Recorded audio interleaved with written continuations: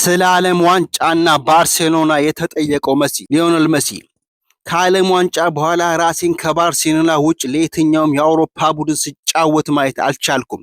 ዓላማዬ ሁሉም ነገር ወደ ጀመረበት ባርሴሎና መመለስ ነበር። ግን በሚያሳዝን ሁኔታ ይህ ሊሆን አልቻለም። ከዚያ በኋላ የቤተሰብ ውሳኔ ሆነ። የዓለም ዋንጫን ማሸነፍ ትልቅ ተጽዕኖ ነበረው። በአውሮፓ ውስጥ በሌላ ቡድን ውስጥ መጫወት እንደማልፈልግ ግልጽ ነበርኩኝ። ወደ አንዳቸውም መሄድ አልፈለኩም ነበር። ስለ ልጆቹ ሊዮኔል ሜሲ ልጆቼ ሙባፔ፣ ቬነስ፣ ያማል፣ ሌዋንዶቭስኪ እና ሃላንድን የሚከተሏቸው ተጫዋቾች ናቸው ብሏል።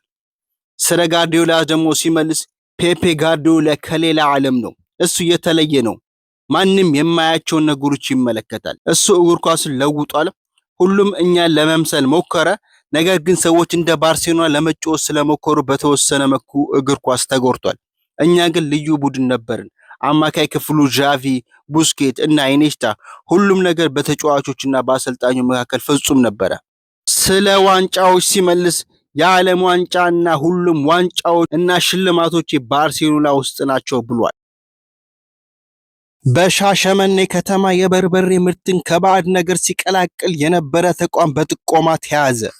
ምግብን ከባዕድ ነገር ጋር መቀላቀል በህብረተሰብ ጤናና ኢኮኖሚ ላይ ከፍ ያለ ጉዳት የሚያደርስ አሳሳቢ ጉዳይ መሆኑን የኢትዮጵያ ምግብና መድኃኒት ባለስልጣን አሳውቋል። ባለስልጣኑ ለህብረተሰቡ የሚቀርቡ የምግብ ምርቶች ጥራትና ደህንነታቸው ይጠበቅ ዘንድ የቁጥጥር ስራዎችን እየሰራ እንደሚገኝ፣ ከዚህ ጋር በተያያዘ ከፊታችን የሚከበረውን የትንሣኤ በዓል ምክንያት በማድረግ በሻሸመኔ ከተማ ባዕድ ነገር ከበርበሬ ጋር በመቀላቀል ለህብረተሰቡ ሊያቀርብ የነበረ ተቋም መያዙ ይፋ አድርጓል። በርበሬን ከባዕድ ነገር ጋር ሲቀላቅል የተገኘው ተቋም ለመያዝ በተደረገው ኦፕሬሽን ተቋሙ በበርበሬ ለመቀመም ሲጠቀምባቸው የነበሩ ቀሰም ቀለም፣ የበርበሬ ተረፈ ምርት የሆነ ፎርሼ እንዲሁም ሌሎች ግብአቶች መያዝ የተቻለ ሲሆን በኦፕሬሽኑ ወቅት የሻሸመኔ ህዝብ ህገወጥ ተግባር ላይ የተሰማራውን ተቋም ለመያዝ ላደረጉት ከፍተኛ ርብርብ ምስጋና ማቅረቡን የብስራት ሬዲዮ ከባለስልጣኑ ያገኘው መረጃ ያመለክታል።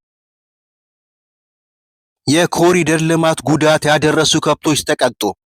13 ከብቶች የኮሪደር ልማት ላይ ጉዳት በማድረሳቸው 65,000 ብር በቅጣት የከብቶቹ ባለቤቶች እንዲከፍሉ ተደረገ። በቦሌ ወረዳ 12 አስተዳደር የኮሪደር ልማት ላይ በቸልተኝነት ጉዳት እንዲደርስ አድርጓል የተባሉ የከብት ባለቤቶች በ13 ከብት እያንዳንዳቸው 5,000 ብር በጠቅላላ 65,000 ብር እንዲቀጡ በዛሬው ዕለት ተደርጓል።